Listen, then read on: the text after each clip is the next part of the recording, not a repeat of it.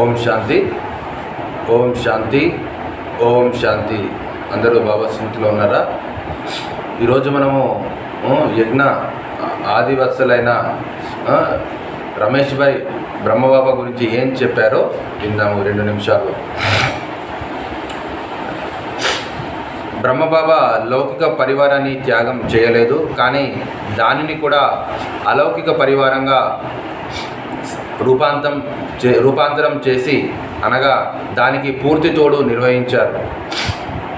అదే పరివారము బంధన రూపంగా అవ్వకుండా సహయోగి అయి యజ్ఞం యొక్క ఆది కాలంలో చాలా సహాయకారిగా అయ్యింది. పరివారంలోని సభ్యులు కూడా తనువు, మనసు, ధనాన్ని ఈశ్వరీయ సేవలో సఫలం చేశారు. ఈ ప్రకారంగా బ్రహ్మబాబా సర్దుకోవడానికి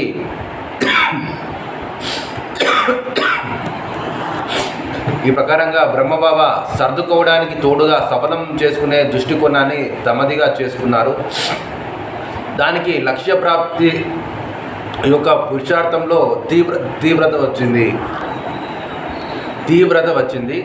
నేటికి కూడా బ్రహ్మబాబా అనేక ఆత్మలకు ఆదర్శంగా ఈ విషయం యొక్క నవనిర్మాణం కార్యం చేస్తున్నారు.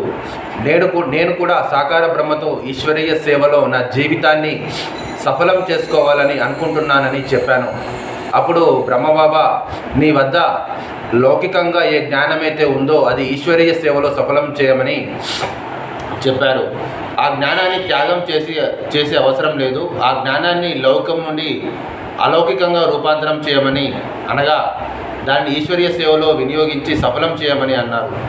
ఈ శ్రీమతం ద్వారా బ్రహ్మబాబా పురుషార్థం పట్ల నా దృష్టికోణాన్ని పరివర్తన చేయించారు.